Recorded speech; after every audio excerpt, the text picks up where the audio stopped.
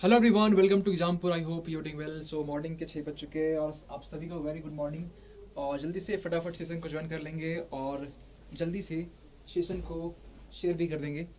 और जैसा कि आपको मालूम है कि डेली मॉर्निंग को हम लोग 6 बजे मिलते हैं, जहाँ पीआईबी और सांसद टीवी के जो भी इंपॉर्टेंट करंट अफेयर्स होते हैं ये हम बात करते हैं। और आप सभी से हम ये भी रिक्वेस्ट करते हैं कि आप सभी लोग क्लास के नोट्स बनाइए। और बिल्कुल आप ही के लिए, जैसे कि कल भी हम आपके सामने आपको मालूम है कि 4 टॉपिक या 5 टॉपिक किए थे ना, 5 टॉपिक हो गया था लास्ट क्लास के टाइम में ना करते करते। तो आज भी हम लोग कोशिश करेंगे 3 से 4 टॉपिक करने का, क्योंकि आज का टॉपिक थोड़ा मेंस ओरिएंटेड ज़्यादा है। और मेंस ओरिएंटेड जब ज़्यादा होता है ना, तो उसमें आपको थोड़ा फोकस करना पड़ता है कि थोड़ा प्रीलिम्स प्लस मेंस के जो नोट्स है आपको सेग्रीगेट ना करें, साथ में उसको बनाएं। ठीक, कोई बात नहीं, लेकिन जहाँ प्रीलिम्स के पॉइंट मिलते हैं उस नोट्स उस पॉइंट को बस अंडरलाइन कर दीजिए कि ये आपके प्रीलिम्स के लिए, जब प्रीलिम्स के लिए वही नोट्स आप पढ़े। क्योंकि बहुत सारे लोग ये डाउट पूछते हैं कि सर प्री और मेंस के नोट्स बनाए नहीं बनाए। किसी का एक डाउट ये भी आया, सर ये बताइए कि क्या ये करंट अफेयर्स नोट्स अलग से बनाने चाहिए। यस, आपके करंट अफेयर्स के नोट्स अलग से बनने चाहिए। और आप जब पढ़े तो आप लिंक बस करना। वैसे हम स्टैटिक चीज़ें हम यहाँ डिस्कस कर देते हैं। यहाँ पे स्टेटी जो पोर्शन होता है वो हम डिस्कस करते हैं कि स्टेटी से गवर्नर का कल क्वेश्चन था, तो हम यहाँ बात की गवर्नर के बारे में। तो उसी तरीके से जब भी कुछ डाउट कुछ भी टॉपिक रहा तो उसके बेसिक पोर्शन हम बात करेंगे, चाहे साइंस एंड टेक से हो। यहाँ पर ऐसा नहीं कि कोई भी किसी किसी कमेंट है भी हम पढ़ने का आता है कि सर आपके तो साइंस एंड टेक भी सही है, हिस्ट्री भी सही है, पॉलिटी भी सही, इकोनॉमिक्स भी सही है, आप तो सर मतलब क्या कर रहे हैं। यस, करेंट अफेयर्स के लिए आपको हर एक फील्ड में एक्सपर्टीज होना पड़ता है। ये बड़ा एक सबसे पहला पॉइंट रिक्वायरमेंट है। और करंट अफेयर्स के लिए सबसे और ज़्यादा इंपॉर्टेंट क्या है कि आप हर एक चीज़ को लिंक करना। जो भी टॉपिक पूछेगा उसको लिंक करके बताना। ठीक है, स्टार्ट करें, ज़्यादा टाइम वेस्ट नहीं करेंगे। तो पहले आप एक चीज़ अपने साइड से कीजिए। Very good morning to all of you सबसे पहले। और एक काम ये कीजिए कि सबसे पहले सेशन को आप थोड़ा शेयर कर दीजिए, जहाँ तक थोड़ी सी क्लास में क्राउड हो सके, है ना। चलिए स्टार्ट करते हैं आज का सबसे पहला टॉपिक। और पहला टॉपिक जो कि हम बोल सकते हैं कि किसके बारे में, ये आपका है भारत और किर्गिज, यानी कि किर्गिस्तान के बारे में आपने सुना होगा। ठीक है भाई, किर्गिज है, ठीक है, किर्गिज गणराज्य है ना। इसके बारे में आपका आज का आर्टिकल है। क्या है, क्यों आपके दोनों कंट्री आपस में, दोनों कंट्री के बारे में रिसेंटली न्यूज में क्यों है, तो इसके बारे में बात करने से पहले हम ये बात करना चाहते हैं कि ये कंट्री, दोनों कंट्री आपस में न्यूज में इसलिए है क्योंकि दोनों कंट्री के बीच में जो डिप्लोमेटिक रिलेशन होता है, ठीक है, यानी कि राजनयिक जो रिलेशन होता है, संबंध होते हैं, इसके 30 साल हो चुके हैं। और अभी हाल ही फिलहाल में 30 साल हुए तो अब बात की बात है, लेकिन हाल ही फिलहाल में अभी इसके एक मीटिंग, एक दोनों के बीच में एक मीटिंग कंडक्ट हुई। ठीक है, रिलेशन बोल सकते हैं। क्या हुआ देखते हैं। हाल ही में व्यापार, आर्थिक, वैज्ञानिक और तकनीकी सहयोग के लिए, ठीक है, पर भारत किर्गिज गणराज्य अंतर सरकारी आयोग का 10वां सत्र हुआ। ठीक है, ये तो एक कॉन्टेक्स्ट, ये खबर है कि आपको मालूम होना चाहिए कि यार ये 10वां सत्र हुआ, ठीक है, हुआ सो हुआ, हो गया।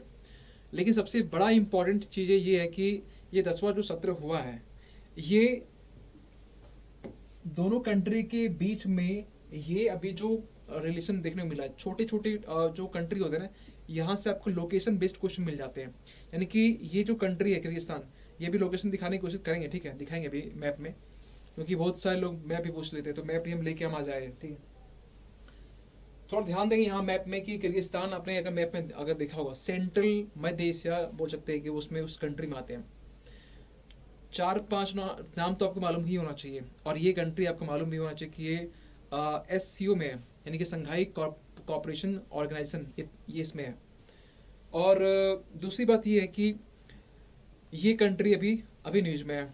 आपकी लोकेशन क्लियर होने चाहिए। सेंट्रल में, मध्य एशिया के आपके देश है, थोड़े आसपास के जो कंट्री वो मालूम होना चाहिए। क्या ये कंट्री एक बफर कंट्री है, यानी कि दो कंट्री बीच में, यस बोल सकते हैं बफर कंट्री है।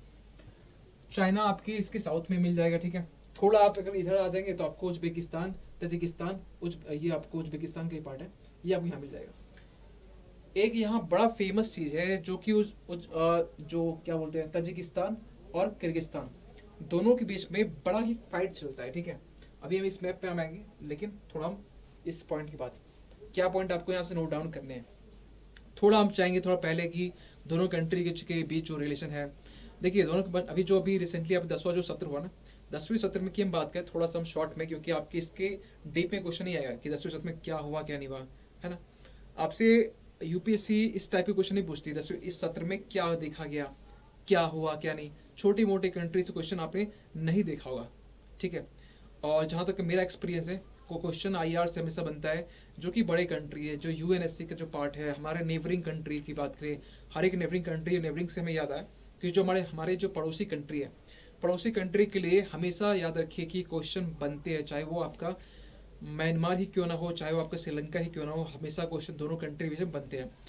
यूएसए हो गया, रशिया हो गया, ब्रिटेन हो गया, ये सब से क्वेश्चन डायरेक्ट पूछ लेते कि इंडिया और इसके बीच का जो संबंध वो क्या है, या फिर इस संबंध के रिगार्डिंग जो भी समस्या है, जो भी चुनौती है, जो भी इसके आगे की राह, जो भी फॉरेन पॉलिसी है, क्वेश्चन पूछ लेते हैं।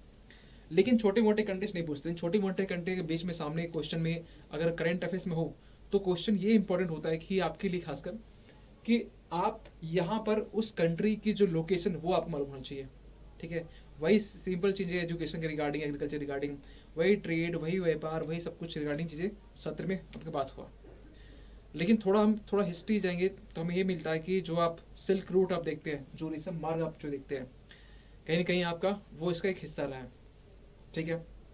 दूसरी बात यहाँ पे ये कि दोनों कंट्री बीच में जो राजनयिक जो संबंध है, जो डिप्लोमेटिक जो रिलेशन है, उसके 30 साल हो चुके हैं, और ये 2022 में, इन 2022 में 30 साल हो चुके हैं। तो थोड़ा सा अनुमान लगाइए कि कब ये दोनों के बीच में राजनयिक संबंध स्थापित हुए थे, ये आप कमेंट कर सकते हैं। 30 साल माइनस कीजिए ना। ये दोनों कंट्री संघाई सहयोग संगठन यानी एससीओ की पार्ट भी है, मतलब बहुत ज़्यादा आपको नॉलेज नहीं करना है। अभी मैप पे दिखाएंगे कौन कौन सी कंट्री आसपास में है, क्योंकि मैप से क्वेश्चन बनता है। एक क्वेश्चन तो आप अभी कुछ क्वेश्चन मैप, जब भी कुछ क्वेश्चन ऐसा है जो मैप से हो तो मैप भी यहाँ इंक्लूड करके मैप को भी क्वेश्चन करवा देंगे। कल कुछ लोगों ने पूछा था मैगजीन की क्लास में कि सर आप मैप भी करवाते हैं क्या, मैप भी करवाएंगे, ऐसे कुछ पूछा था। मैप कभी करंट अफेयर्स में होता है, तो जहाँ पर आएगा हम करवा देंगे, ठीक है। आपको करंट अफेयर्स के लिए आपको बहुत ज़्यादा आपको सोच नहीं करना है, नहीं पढ़ने आपको। आप मेरे क्लास के नोट्स बनाइए, जो हम लिखे हुए, जितना लिखे हुए, जो समझाते हुए हम जो पॉइंट अंडरलाइन करते हैं, बस समझाते हुए उसको लिखना है। ऐसा नहीं कि आपने पढ़ लिख लिया फिर समझ में नहीं आएगा। आपको सोचिए कि अभी हम अभी कुछ ज़्यादा कुछ बोले नहीं, लेकिन आप इसको देखिए, कुछ समझ में उतना नहीं आएगा, थोड़ा बहुत आ जाएगा, लेकिन आपको तब लिखना है जब हम एक एक पॉइंट को डिस्कस कर लें, तब उतना ही पॉइंट को आप लिख दीजिए। कुछ एक्स्ट्रा लिखना चाहते हैं आप लिखिए, कोई बात नहीं, ठीक है। दोनों कंट्री के बीच में एक होता है एक्सरसाइज जो व्यायाम बोलते हैं, जिसका नाम है खंजरी, ठीक है। जो सॉरी इसको इंग्लिश में खंजर बोलते हैं, यानी इसको खंजर, और इसको हिंदी खंजारी बोल रहे हैं। खंजर भी एक वर्ड है, ठीक है।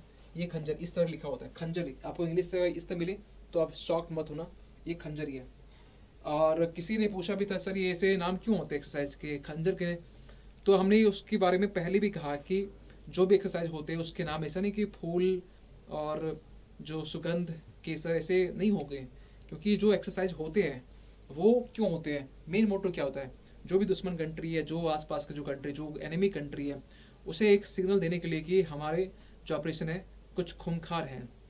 चीता एक्सरसाइज, शक्ति हो गया, फ्रांस इसके बीच होता है, वरुण हो गया, सॉरी ये गरुड़ जो अभी पढ़े थे, फ्रांस और आपका ये इंडिया के बीच में, ठीक है। तो इस तरीके से किर्गिस्तान तजिकिस्तान के बीच में थोड़ा संघर्ष है, थोड़ा डिस्प्यूट है।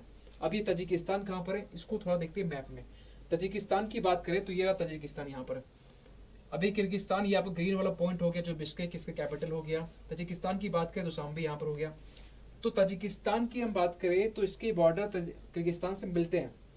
और अभी हम बात करेंगे ये जो रेड एरो है ये क्या इंडिकेट कर रहा है, इसके बारे में बात करेंगे, लेकिन पहले आप मैप में देखिए कि किर्गिस्तान की बॉर्डर तजिकिस्तान से मिलती है और दोनों के बीच में एक सीमा विवाद चलता रहता है। जैसे कि आपको मालूम है इंडिया पाकिस्तान बीच चलता है, चाइना के बीच में चल रहा है, उसी तरीके से हर एक कंट्री के सीमा विवाद अपने अपने होते हैं। तो इसके भी अपने अपने जो सीमा विवाद है। लेकिन हाल ही फिलहाल में ये देखा गया कि यहाँ पर जो करीब करीब 100 लोगों की जो है ना, मतलब जो पब्लिक बोल सकते हैं, सिटीजन की जाने गई है, खासकर दोनों कंट्री के विवाद में, सीमा विवाद में कह सकते हैं। दूसरी बात यहाँ पे ये कि अब दोनों कंट्री बीच में आसपास की कंट्री थोड़ा लोकेशन थोड़ा सा खंगाली, तो यहाँ पर हमें थोड़ा सा टॉप चले जाए तो कजाकिस्तान मिलता है, जिसका एरिया इससे अच्छा खासा बड़ा में, अस्ताना इससे कैपिटल हो गया। ताजिकिस्तान यहाँ पर है, चाइना आपको यहाँ मिल जाता है, पाकिस्तान यहाँ नीचे आपको मिल गया, ठीक है, अफगानिस्तान इधर मिल गया। लोकेशन बड़ा याद होना चाहिए, लोकेशन दिमाग में छपना होना चाहिए, इमेज के फॉर्म होना चाहिए अगर आपको एग्जाम में, क्योंकि मैप से क्वेश्चन हर बार पूछे जाते हैं, हर बार पूछे जाते हैं। अभी हम जब क्वेश्चन करवाएंगे ना, जब इसका एमसीक्यू जब करवाएंगे, अभी नहीं, हो सकता है दिसंबर जनवरी तक में करवाएंगे, क्योंकि उस समय तक प्रीलिम्स सामने आ चुका होगा। तो जब उस समय करवाएंगे तो ध्यान रखिएगा, मैं हर एक क्वेश्चन करवाएंगे, हर एक क्वेश्चन जो पीआईबी से जो करवा रहे हैं, एक भी क्वेश्चन नहीं छोड़ेंगे। हर एक मंथ में कम से कम आप ये मान चले कि 130-40 क्वेश्चन एक मंथ में निकल जाते हैं, टॉपिक के रिगार्डिंग 130-40 क्वेश्चन निकल जाते हैं। तो 130 से 40 क्वेश्चन एक मंथ में, तो हम अगर हम सपोज कीजिए एक साल करवाएं, कितना निकलेगा, एक साल में 12 महीने, तो 1000 से तो 1200 से ऊपर क्वेश्चन, 1200 क्वेश्चन कर लेंगे ना, तो आपका करेंट अफेयर्स में ना डेफिनेटली कि अगर कुछ टफ क्वेश्चन आए ना तो सब लोग छोड़ेंगे, और वो आप नहीं छोड़ पाएंगे, ठीक है, आप उससे उस चीज़ को नहीं छोड़ पाएंगे, ठीक है। तो ये हो गया आपका। दूसरी बात यहाँ पर ये कि एक नया पॉइंट लिखा है क्या, फरगना घाटी, यानी फरगना वैली यहाँ पर आपको देखने मिलता है। और फरगना वैली जो है, जो बेसिकली ये कहाँ पर इसका लोकेशन, ये देखिए एरो जो लिख दिया गया ना, ये रहा, ये आपको हो गया फरगना वैली। अब आपसे क्वेश्चन यूपीएससी से नहीं पूछेगा फरगना वैली के बारे में आपको डीप में, बस ये पूछ देगा ये बेसिकली किस कंट्री के सीमा से आपका टच है, ठीक है। तो आप देख पा रहे हो किर्गिस्तान यहाँ पर है, तजिकिस्तान यहाँ पर है, ऊपर कजाकिस्तान भी है, ठीक है। तो 3 कंट्री के जो बॉर्डर है यहाँ पे आपके टच होते हैं। थोड़ा सा हम यहाँ की बात करें इसमें, तो एक चीज़ आप उज्बेकिस्तान भी नज़र डाल सकते हैं। तो Uzbekistan, Tajikistan, Kyrgyzstan, Kazakhstan, Fergana घाटी जो है ना, बेसिकली ये दोनों कंट्री बीच में इसी का विवाद चलता है, फरगना घाटी का, ठीक है, और ये बड़ा फेमस भी है। तो ये आपके यहाँ पर है, ठीक है, तो इसका विवाद इसमें चल रहा है। बाकी 3 आसपास से कंट्री देख सकते हैं, तुर्कमेनिस्तान इधर हो गया आपका, जो कि टच नहीं है। किर्गिस्तान से जो टच है वो आपका कजाकिस्तान हो गया, आपका तजिकिस्तान हो गया, चाइना हो गया, आप नीचे अफगानिस्तान हो, सॉरी ये तो इसके हो गया ना, ये उतना हो गया। मतलब इसमें कितनी कंट्री टच है, तो हम बात करें तो उज्बेकिस्तान टच है, तजिकिस्तान, कजाकिस्तान और चाइना, 4 कंट्री किर्गिस्तान से टच है। ये न्यूज में, इसलिए आप इसके बॉर्डर में जो कंट्री उसको याद कर लीजिए, कुछ नहीं, आप इस इमेज को 2 मिनट देखिए, ठीक है, 2 मिनट देखिए, और 2 मिनट देख के उसमें आंख बंद करके उसको इमेज को आप विजुअलाइज कीजिए। इमेज मैप को पढ़ने का ही तरीका होता है, मैप कभी लिख के नहीं पढ़ते हैं, आप कभी किसी की इमेज को आप लिख के नहीं पढ़ते हैं। आप अगर बोलेंगे अगर कोई कि यार ऐसे करो कि तुम शाहरुख खान, ठीक है, या कोई सलमान खान, या कोई भी एक्टर, ठीक है, कोई भी एक्टर मान चलिए, कोई भी, ठीक है, रैंडमली ले रहे एग्जाम्पल, यार लिखो तो यार, किसी भी की इमेज को आप लिख सकते हैं, या वो तो बोलेगी यार पागल हो क्या, आप लिख नहीं सकते हैं किसी की इमेज को। तो मैप भी क्या है, वो इमेज के फॉर्म में है, इमेज ही तो ये पूरा, आप इसको कैसे लिख के आ रहे हैं कि यार यहाँ पर ये कंट्री वो कंट्री, नामुमकिन, कर भी रहे तो याद नहीं होने वाला है, भूल जाएंगे, ठीक है, वो छोटा प्रयास होगा, एक नापाक प्रयास होगा वो, है ना। तो आपको उसको याद करने के लिए देखिए, जब ये लोकेशन दिखाए, आप अभी हम हट जाते हैं, स्क्रीनशॉट लेके आप इसको रख लीजिए, क्लास के एंड होने के बाद में 2 मिनट देखिए यहाँ पर, और आंख बंद कीजिए, 1 मिनट इमेजिंग कीजिए, 1 मिनट, ज़्यादा नहीं, 1 मिनट, मेरी गारंटी है कि ये मैप को आप नहीं भूलेंगे। 2 मिनट देखने के बाद में इमेजिंग कीजिए, इमेज के फॉर्म में, इमेज, ठीक है, बोलते हैं विजुअलाइज करने से कोई चीज़ें भूलते नहीं है, लिखा हुआ चीज़ तो भूल जाते हैं, ये नहीं भूलेंगे। और ये फ्री का, ये एक अच्छा टिप्स आपको दे रहे हैं, ठीक है, आगे हो सके तो काम आएगा बहुत ज़्यादा। रहा अगला टॉपिक का, ठीक है, क्या है अगला टॉपिक, ये है प्राकृतिक खेती पर राष्ट्रीय मिशन, यानी कि national mission on farming, natural farming के बारे में। ये आपका पीआईबी में आपका न्यूज़ था, और ये क्यों अभी न्यूज़ में है, हाल ही फिलहाल में क्या हुआ, देखिए पहले हम थोड़ा ये बात कर रहे थे कि टॉपिक आपका किसमें कवर होने वाला है। ये जो टॉपिक कवर आपका होगा जीएस पेपर 2 में होगा, उसमें किसमें, तो गवर्नमेंट पॉलिसीज और इंटरवेंशन, या फिर सरकारी नीतियाँ और इसके हस्तक्षेप की बात। ये आपका जीएस पेपर 2 में छोटा सा टॉपिक है आपका इसमें, और उसके अंडर में आपका कवर होगा। नोट्स बनाते चलिएगा, नोट्स जितना छोटा बने, आप जितना एक एक जो वर्ड होता है वर्ड को जितना शॉर्ट लिख सकते हैं, हस्तक्षेप को हस्त कर दीजिए, डॉट कर दीजिए, तभी आपका नोट्स अच्छा बनेगा भी, दिखेगा भी, याद भी होगा, ठीक है। हाल ही में क्या हुआ है कि केंद्रीय कृषि मंत्री ने कृषक समुदाय के लाभ के लिए राष्ट्रीय प्राकृतिक खेती मिशन, ये यहाँ से अंडरलाइन कर रहे हैं, ये यानी NFNF पर एक पोर्टल लॉन्च किया है, बेहद ही इंपॉर्टेंट, इसको आप इंपॉर्टेंट लिख लीजिए,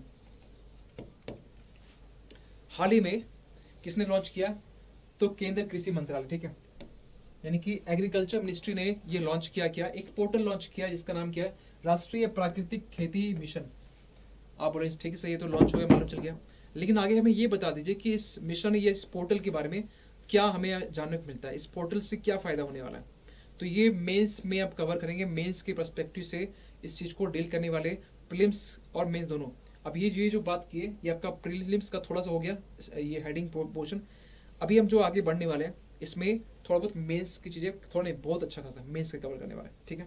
आगे बढ़ते हैं, क्या है मुद्दा देख लीजिए थोड़ा सा इसके बारे में बेसिक। ये जो पोर्टल लॉन्च किया गया है, इस पोर्टल के बारे में थोड़ी सी जानकारी आपको ये जाननी होगी कि ये जो पोर्टल है बेसिकली इसमें जितने भी इंफॉर्मेशन है, जितने भी आपकी जानकारी है, अब ये जानकारी कैसी होगी, ये जानकारी होगी कि भारत सरकार ने या केंद्र सरकार ने या जो राज्य सरकार ने भी जो मिशन लॉन्च किए है, खासकर केंद्र सरकार के द्वारा से तरफ से जो मिशन लॉन्च किए गए, जो भी पॉलिसी लाई जाती है किसान के लिए, फार्मर्स के लिए बोल सकते हैं, तो वो आपको जानकारी कहाँ मिलेगा। कुछ लोग फार्मर्स लोग, आपको मालूम है कि मोबाइल तो ज़्यादा करते नहीं है, जब करते नहीं तो वो कहाँ से मालूम चलेगा, तो उनको जानकारी पहुँचाने के लिए ये ऐसा पोर्टल होगा जहाँ पर जो भी मिशन, जो भी योजना, जो भी पॉलिसी, जो भी स्कीम सरकार लेके आई हुई है, ये सभी की जानकारी आपको यहाँ मिल जाएगी, इसलिए इम्पोर्टेंट है। दूसरी बात यहाँ पे ये है कि इसके अलावा किसान को किस खेती के लिए, राबी है, खरीफ है, जायद है, ठीक है, 3 टाइप के होते हैं, तो किसके लिए क्या यूज करना चाहिए, मौसम कैसा है कि अभी हम लोग क्या करना चाहिए, फर्टिलाइजर्स हो गया, नहीं सॉरी फर्टिलाइजर नहीं मिलेगा, जानकारी मिल जाएगा इसके बारे में, ठीक है। तो यहाँ पर हर एक चीज की जानकारी, इन्फॉर्मेशन, यानी जानकारी, यहाँ सूचना यहाँ मिलने वाली है, इन्फॉर्मेशन, ठीक है, पहली बात। समन्वय, अब यहाँ पर बोला कोऑर्डिनेशन, किसके बीच में कोऑर्डिनेशन, तो यहाँ ये बोला गया किसान के बीच में। अब यहाँ पर जो किसानों के लिए ये जो पोर्टल बनाया गया, अब इस पोर्टल के पीछे जो लोग, स्टाफ जो बोल सकते लगे रहेंगे, वो स्टाफ, सरकार, किसान, सबके बीच में कोऑर्डिनेशन होना चाहिए। ऐसा नहीं कि सरकार अपने आप में इसको लॉन्च कर दी और बाकी जो पोर्टल को जो संभालने वाले जो स्टाफ है, जो ऑफिसर्स हैं, उसे पता ही नहीं है कि फार्मर से हमें लिंक करना है, फार्मर को पहुंचाना है हमें। तो एक कोऑर्डिनेशन चाहिए, एक समन्वय चाहिए सबके बीच में। यहाँ एक पॉइंट लिखे 75 सहकार गंगा गांव।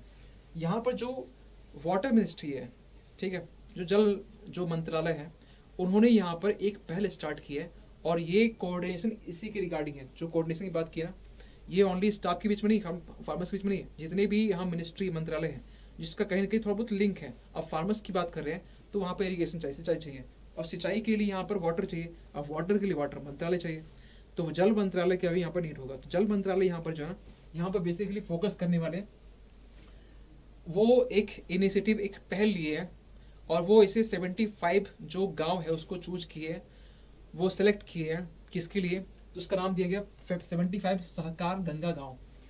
अब ये क्यों किया गया, ये वो गांव है जहां पर गंगा जो वाटर है, जो गंगा रिवर है, वो फ्लो करती है और वो गांव उससे नज़दीक है, और उस गांव में जो फर्टिलिटी है, जो उपजाऊ है बोल सकते हैं, गाँव की जो उपजाऊ जो मैदान बोल सकते हैं, जो जमीन है, उसको देखते हुए 75 जो विलेज है उसको सेलेक्ट किया गया। अब जिस गांव का जो गांव है, जो रिवर के साइड जो बसा होगा या रिवर के आसपास जो होगा, उस नदी के आसपास, गंगा रिवर के आसपास में, तो जाहिर सी बात है कि वहाँ की जो जमीन होगी, वहाँ की जो भूमि होगी, ज़्यादा उपजाऊ होगी, फर्टाइल होगी। अब इसी के लिए 75 को सेलेक्ट किया गया। सोचिए कि यहाँ लिंक कैसे हम कर रहे हैं, जल मंत्रालय का भी यहाँ पर थोड़ा बहुत कॉन्ट्रीब्यूशन यहाँ पर भी है। अब एक यहाँ पर एक पॉइंट आ रहा है, प्राकृतिक खेती। ये पोर्टल का मेन जो फोकस होने वाला है, ये फोकस कहाँ पर होगा, नेचुरल फार्मिंग पे होगा, क्योंकि हमने आपने यहाँ पढ़ा होगा एक पॉइंट कि प्राकृतिक खेती मिशन, राष्ट्रीय प्राकृतिक खेती मिशन, एक पोर्टल बनाया गया, पोर्टल, ठीक है। तो यहाँ पर अल्टीमेटली पूरे पोर्टल का मेन क्रक्स निकाल दे, मेन अगर पॉइंट एक वर्ड बोले तो कहाँ हमें फोकस करना है, तो फोकस करना हमें प्राकृतिक खेती पर, नेचुरल फार्मिंग पर। सवाल ये आ रहा है कि नेचुरल फार्मिंग हम किसे बोलेंगे, क्या हम ये बोलेंगे कि जब हम नीम कोटेड यूरिया यूज करते हैं या फिर कुछ जैविक खाद यूज करते, क्या उसको बोलेंगे।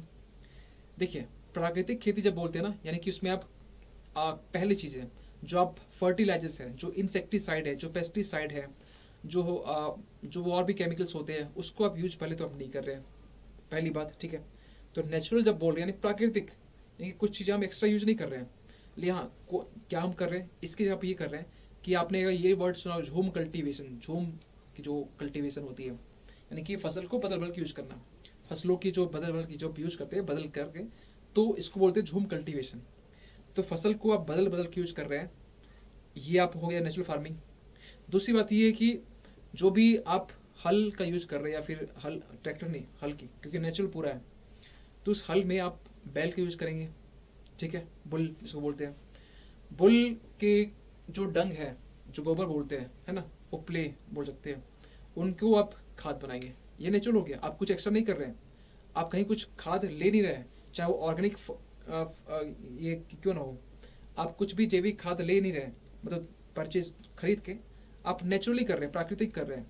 वो काव क्या हुआ, अब वो काव जो भी है वो डंग दे गई, ठीक है, गोबर, वो नेचुरल हो गया, वो देना ही उसे, ठीक है, कुछ नहीं हुआ, तो वो देगा, वो देने वाले, ठीक है, उससे कहीं ना कहीं हम लोग उसका यूज करके हम लोग इसका जो लैंड है, जो भूमि है, उसकी जो उपजाऊपन है वो बढ़ा सकते हैं। तो छोटे मोटे ऐसे उपाय करने वाला। अब जैसे और एक चीज़ हो गया क्या, कि उसी फील्ड में, उसी खेत में जो कीड़े जो नहीं होते, क्या उसको बोलते हैं, कुछ अजीब सा नाम है, तो उसी में छोड़ देते ताकि वो भी जो मट्टी को ना ऊपर नीचे करता है खास बेसिकली, और वो ऊपर नीचे से जो मट्टी है और अच्छे तरीके से उसकी जो फर्टिलिटी है वो बढ़ जाती है। ये भी हो गया। तो ये सारे जो एग्जाम्पल हम बोल रहे हैं वो आपके प्राकृतिक खेती में आते हैं, तो ये यहाँ पर यूज होने वाले हैं। तो इसमें अच्छा आप एक चीज़ सोचिए, पहला जो फ़ायदा वो क्या होगा, किसान की जो एक जो बचत है वो आपको देखने को मिलेगा, क्योंकि वो किसान जो अपनी अधिकतर जो पैसे है ना, भले ही सरकार सब्सिडी देती है फर्टिलाइजर्स में, फिर भी उनका पैसा तो जा रहा है ना फर्टिलाइजर्स में, इंसेक्टिसाइड पेस्टिसाइड खरीदने में, वो आपका उसका खर्च नहीं होगा, पैसे सॉलिड बचत होगी। तो बचत होगी, क्या होगी, इसको आगे हम देखते हैं। क्या इसका महत्व होने वाला है, क्या इसके सिग्निफिकेंस, इस पोर्टल के होने से क्या फायदा होने वाला है। अब ये पूरा जो ना, ये हम जो लिख रहे हैं, ये जो पॉइंट यहाँ पर है, ये आपके मेंस में काम आएगा। पोर्टल के रिगार्डिंग क्वेश्चन पूछे गए, आप अगर इस बार मेंस देखेंगे तो मेंस में आपको पेपर 2 और 3 में दिखेगा, 3 में आई होप 3 में आपको मिल जाएगा। पेपर 2 और 3 में ऐसे क्वेश्चन पूछे पोर्टल के रिगार्डिंग, 3 में होगा पक्का। 3 से क्वेश्चन, पेपर 3 में क्वेश्चन पूछे गए, और हमें मौका मिले तो हम मेंस के भी करवाएंगे, लेकिन अभी तो प्री का टाइम आने वाला है ना, तो अभी तो चांस कम है। तो वहाँ से क्वेश्चन पूछे गए इस पोर्टल रिगार्डिंग, क्या समस्या है, क्या सिग्निफिकेंस है, क्या महत्व है, क्या चुनौती है, क्या समस्या है। यहाँ से ऐसे पॉइंट आपको नोट बनाने पड़ते हैं। अगर आपने हर टॉपिक के रिगार्डिंग आपने ये टॉप पॉइंट बना लिया, सपोज कीजिए कि एक क्वेश्चन रहा और एक क्वेश्चन ये रहा कि एक पॉलिटी क्वेश्चन लेते हैं, ठीक है, पॉलिटी के रिगार्डिंग क्वेश्चन कि सेल्फ हेल्प ग्रुप या फिर जो एनजीओ होते हैं, non governmental organisation, NGO question बहुत पूछे गए, है ना। तो एनजीओ में अभी कौन कौन सी समस्या, क्या क्वेश्चन पूछ सकते हैं, आप थोड़ा ये सोचिए, क्या क्वेश्चन पूछ सकते हैं, मेंस की बात कर रहे हैं। तो आप सोचेंगे एनजीओ की क्या समस्या है, एनजीओ ने क्या फ़ायदे हैं, एनजीओ क्या चुनौती है, एनजीओ के लिए आगे ये जो चुनौती आगे की राह क्या हो सकती है, ये क्वेश्चन पूछ सकते हैं। या फिर एनजीओ के लिए सरकार ने कौन कौन से कदम उठाए, ये हो गया। और बताइए, इतना सुपर, और बताइए, और कुछ होता ही नहीं है। तो आपके लिए हमें मालूम है कि मेंस के पर्सपेक्टिव से कौन सा टॉपिक इंपॉर्टेंट है, तो मेंस के लिए हम ले आते हैं। आप ही के लिए मेहनत थोड़ा सा हम ये भी किए कि थोड़ा सा पीपीटी फॉर्म में, और बिल्कुल टू द पॉइंट, आपको देख के लगे या नहीं कि ये यार, एक तो जब पैराग्राफ फॉर्म होता है, पैराग्राफ फॉर्म में, तो उस फॉर्म को पढ़ने में हमें दिक्कत होती है। दिक्कत की बात नहीं है, हमें इच्छा ही नहीं होती कि वो पढ़े, ठीक है, हमें वो इच्छा ही नहीं होती है कि वो हम पढ़े, क्योंकि हमें थोड़ी सी आलस है। आप उसी तरीके सोचिए कि आप एग्जाम में जब पॉइंट फॉर्म में लिखते हैं, तो एग्जाम में जो कॉपी चेक करता है उसको भी इसी तरह लगता है। तो पैराग्राफ फॉर्म को अवॉइड कीजिए, ऐसे छोड़ के, निबंध को छोड़कर बाकी जितने भी आपके बोल सकते हैं कि पेपर है, उसके लिए आप पॉइंट फॉर्म में यूज कर सकते हैं, ठीक है। चलिए आगे बढ़ते हैं। तो महत्व क्या है इसका, पहला महत्व ये है कि हमारी जो फसल है उसकी जो उपज है ये बढ़ जाएगी, बढ़ेगी, ये तो एक फायदा है ही, ठीक है, ये तो एक फायदा है ही। लेकिन यहाँ पे एक जो पॉइंट लिखा, कम निर्भरता, यानी कि डिपेंडेंसी जो है ना वो कम हो जाएगी। किसके ऊपर डिपेंडेंसी, जो फर्टिलाइजर्स यूज करते हैं, जो पेस्टिसाइड यूज करते हैं, जो इंसेक्टिसाइड यूज करते हैं, सरकार के ऊपर भी फर्टिलाइजर्स के ऊपर सब्सिडी, हम लोग जो किसान होते हैं ना, सब्सिडी के लिए वो लोग बड़ा परेशान रहते हैं कि सब्सिडी आई नहीं है, सब्सिडी कब मिलेगी, ये बड़ा दिक्कत होता है। जो कंपनीज है वो जो बनाती है पेस्टिसाइड्स, वो भी थोड़ा सा महंगे दाम बेच देती है सब्सिडी होने के बाद भी। तो डिपेंडेंसी जो निर्भरता वो खत्म हो जाएगी कि अपने ऊपर खाद के लिए कोई दिक्कत नहीं है, झूम कल्टीवेशन की तरह करना है, फसलों को बदल बदल के यूज करना है, हो गया काम खत्म। जो अपने जो बिना ट्रैक्टर का, ठीक है, आप बोलेंगे सर ये तो इसमें तो बड़ा दिक्कत होगा। फिर इसमें नेचुरल फार्मिंग की बात करें, प्राकृतिक खेती का मतलब ये नहीं कि ओनली हम लोग फार्मिंग कर रहे हैं, हम लोग उपज के ऊपर ध्यान दें, उपज तो है ही ध्यान, ठीक है, लेकिन इसके अलावा हमें खाने की जो गुणवत्ता है, खाने की जो गुणवत्ता है, इसको भी यानी क्वालिटी ऑफ फूड जो है इससे भी बढ़ाना है। ये हम लोग इग्नोर नहीं कर सकते हैं। आज के टाइम में जो भी आप जानते हो कि जो कम्युनिकेबल डिजीज है या नॉन कम्युनिकेबल जो डिजीज है, ठीक है, जो बीमारी जो आजकल के टाइम में जो बढ़ती जा रही है ना, इसके पीछे आपको मालूम होना चाहिए कि फूड है, खाने पीने की जो बैड हैबिट हो गई है, ठीक है, नॉन जंक फूड हो गया आपका, ये सब जितने भी आप जो चीज़ें, या फिर आप फ्रूट्स भी खाते हैं या सैलेड भी खाते हैं या फिर आप सब्जियां भी खाते हैं, वो भी कहीं ना कहीं प्रदूषित है, पॉल्यूटेड है। और ये बहुत बड़ा एक रीज़न होता है, खासकर हमारे, आप अच्छे से कर रहे फसल, ठीक है, उत्पादकता बहुत अच्छी है, प्रोडक्शन बहुत अच्छी है, बहुत ज़्यादा है, लेकिन क्वालिटी क्या मतलब, क्वालिटी अगर आपका सही नहीं है, क्वालिटी से आप कॉम्प्रोमाइज़ कर रहे हैं, तो ये दिक्कत बढ़ सकती है, ठीक है। तो ये हो गया आपका इसके रिगार्डिंग, ठीक है। आते फिर ऊपर में, क्योंकि यहाँ से यहाँ लिंक थोड़ा करना था, लागत में कमी। हमने ये भी कहा जब आप नेचुरल फार्मिंग कर रहे हैं तो आपको कुछ एक्स्ट्रा कॉस्ट लगने वाले तो है नहीं, जब एक्स्ट्रा कॉस्ट लगेंगे नहीं तो बिल्कुल ये आपकी जो लागत है वो कम हो जाएगी, अच्छी बात है। आय और आजीविका, यानी कि आपकी जो इनकम है और लाइवलीहुड है, ये भी आपकी अच्छी होगी, क्योंकि एक्स्ट्रा आपका खर्च हो नहीं रहा है और प्रॉफिट भी आपका दमदार तरीके से, क्योंकि आपकी फसल की उपज जो क्रॉप यील्ड बोलते हैं वो भी आपका बढ़ रहा है। तो ये कहीं ना कहीं हम बोल नहीं सकते कि ये आपके लिए एक बेनिफिट है।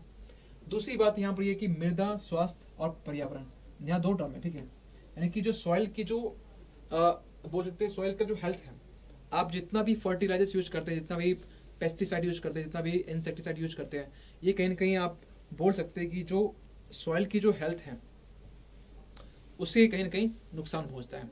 और आपने अगर ये भी सुना होगा सेव आवर सॉइल या सेव सॉइल, इस नाम से मुहिम भी चली है, ठीक है, आपने शायद सुना हो, सदगुरु के नाम से जो है उन्होंने मुहिम चलाया सेव सॉइल।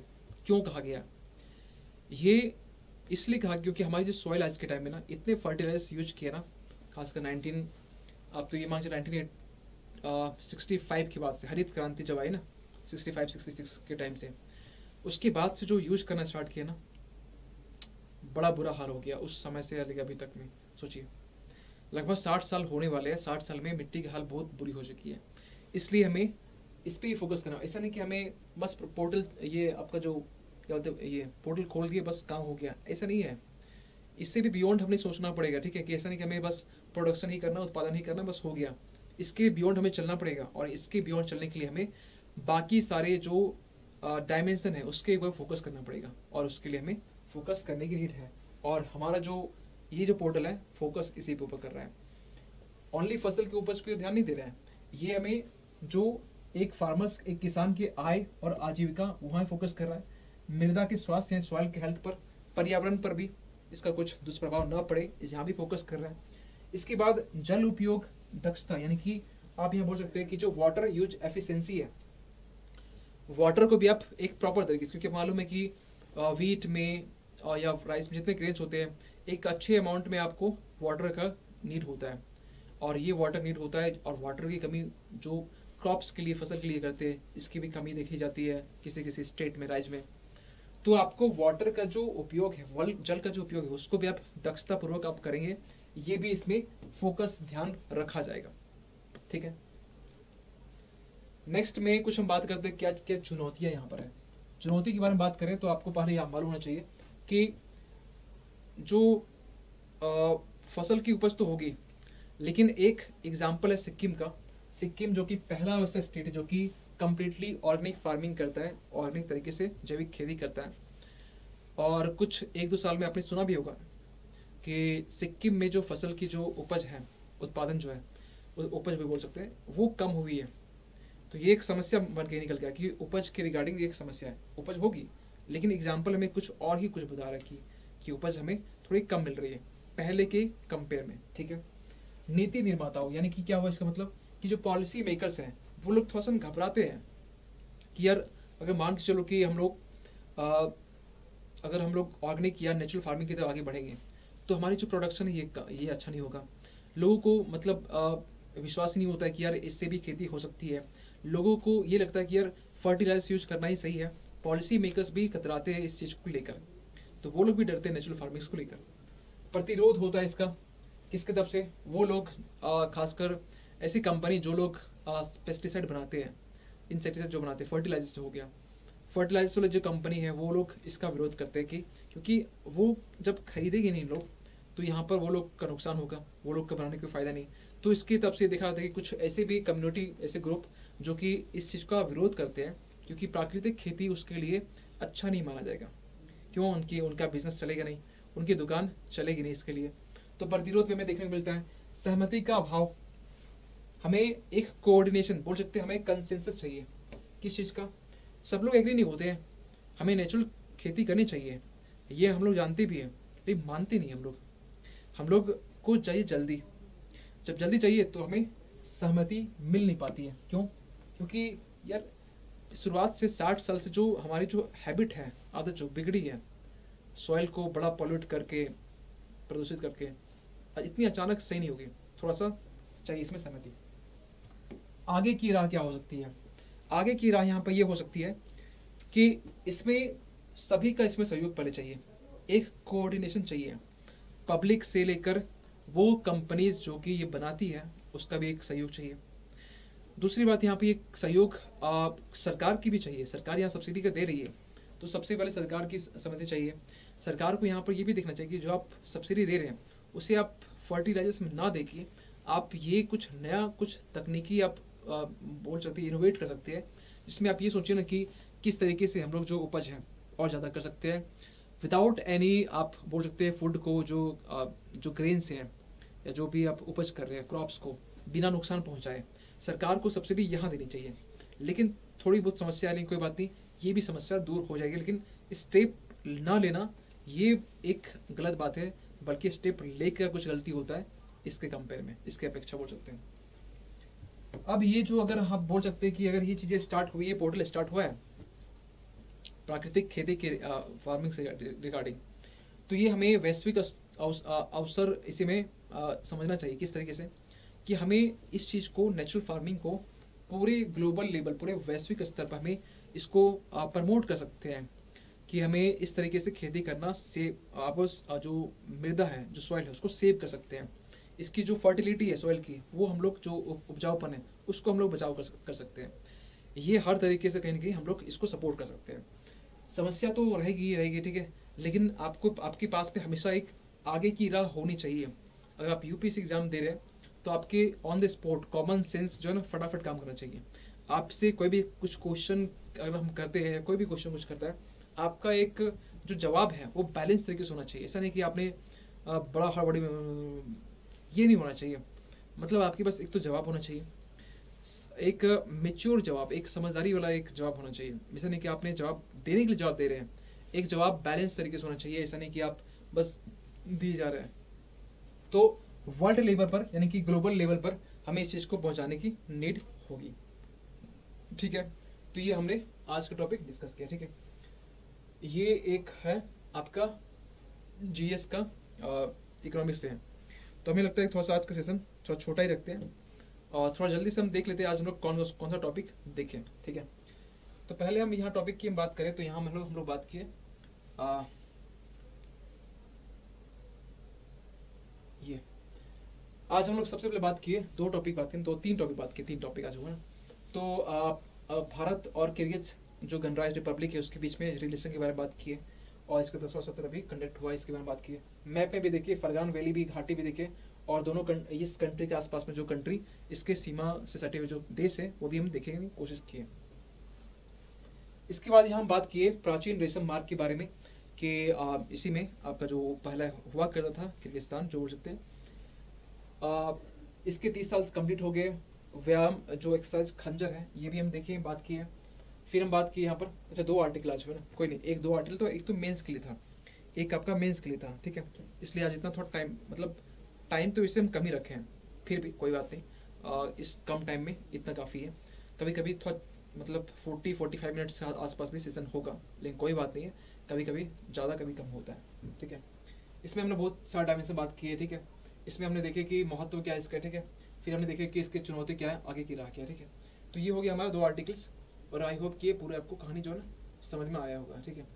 बात करें हम इसमें कि अभी रिगार्डिंग जो सर्वोत्तम जो बैच है अभी रिसेंटली लॉन्च हुआ है, और इस बैच के रिगार्डिंग आपको मालूम होना चाहिए कि अभी आपके लिए अवेलेबल कितने प्राइस में है, तो 4999 के प्राइस में है।